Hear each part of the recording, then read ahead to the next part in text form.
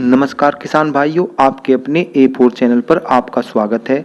आज हम आपको बताने जा रहे हैं गन्ने में लगने वाले पोक्का बोइंग रोग के लक्षण क्या हैं, यह लगता कैसे है, व इसकी रोकथाम के लिए किन पेस्टिसाइड का प्रयोग करना है। किसान भाइयों, गन्ने में पोक्का बोइंग रोग या ऊपरी सड़न रोग, इसकी पहचान करने में काफ़ी कठिनाई आती है और हमें पता ही नहीं चलता कि आखिर ये रोग पोक्का बोइंग है भी या नहीं।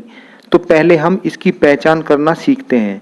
इसमें गन्ने का ऊपरी भाग, जहाँ से पत्तियां निकलनी शुरू होती हैं, वहाँ पर लाल लाल गलन शुरू हो जाती है और यदि रोग पर नियंत्रण न किया जाए तो बाद में पत्तियां गलकर नीचे भी गिरने लगती हैं। यही प्रक्रिया चोटी बेधक रोग में भी होती है। इन दोनों में अंतर केवल इतना ही है कि चोटी बेधक में गन्ने की गोब से जो पत्तियां निकलती हैं उनमें गोल गोल छेद भी दिखाई पड़ते हैं।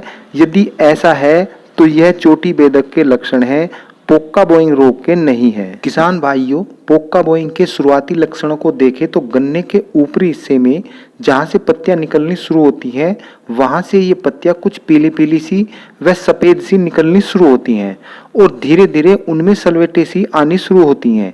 यदि यह लक्षण आपको दिखाई पड़ रहे हैं तो समझ लेना चाहिए कि पोक्का बोइंग रोग की शुरुआत हो चुकी है। यदि इन्हें यही नहीं रोका गया तो बाद में यहीं पर सड़न शुरू हो जाती है, तब इस रोग को रोकना काफ़ी मुश्किल हो जाता है। किसान भाइयों, ये तो है इस रोग की पहचान। अब यह लगता कैसे है, यह भी समझ लेते हैं। सबसे पहले तो जो बीज हम बोते हैं, यदि वह संक्रमित है तो इससे फसल में भी आने की संभावना ज़्यादा हो जाती है। दूसरे, जून और जुलाई माह में हवा के माध्यम से भी यह गन्ना फसल में आ जाता है और जब हम खेत में पानी लगाते हैं तब यह पूरे खेत में फैल जाता है। तीसरा है, शुरू में हमारी गन्ना फसल में अनेक कीड़ों का प्रकोप होता है, जैसे तनाछेदक, चोटी बेधक, जिससे वे जगह जगह से कट पिट जाते हैं और वहीं पर फंगस लग जाती है और हमारे गन्ना पौधों में सड़न आ जाती है।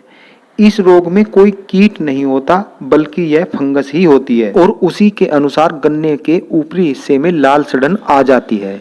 किसान भाइयों, अब आपने रोग की पहचान व लगता कैसे है यह जान लिया है। अब बात करते हैं इसकी रोकथाम कैसे करनी है।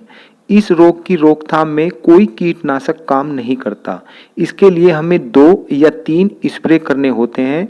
इसमें पहला है कार्बेंडाजिम, 3 ग्राम प्रति लीटर पानी के हिसाब से लेना है और अच्छी तरह से गन्ना फसल पर स्प्रे कर देना है। दूसरा है कार्बेंडाजिम प्लस मैंकोजेब, 3 ग्राम प्रति लीटर पानी के हिसाब से लेना है और इसका भी उसी हिसाब से स्प्रे कर देना है।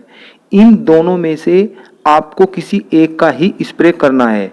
इसके 15 दिन बाद जुलाई में आपको दूसरा स्प्रे करना है। इसमें कॉपर ऑक्सी क्लोराइड, ये भी 3 ग्राम प्रति लीटर पानी के हिसाब से लेना है और फसल पर स्प्रे कर देना है। 1 एकड़ में यह मात्रा 600 से 700 ग्राम तक लग जाती है। किसान भाइयों, आखिरी स्टेज में पोक्का बोइंग रोग काफ़ी खतरनाक हो जाता है और इसे रोकना मुश्किल हो जाता है, लेकिन कई बार यह रोग मौसम के हिसाब से अपने आप भी ठीक हो जाता है और उसमें किसी दवाई की आवश्यकता भी नहीं होती। वीडियो अच्छी लगी हो तो A4 चैनल को सब्सक्राइब करें, लाइक करें, शेयर करें। फिर मिलते हैं एक नई वीडियो के साथ। धन्यवाद।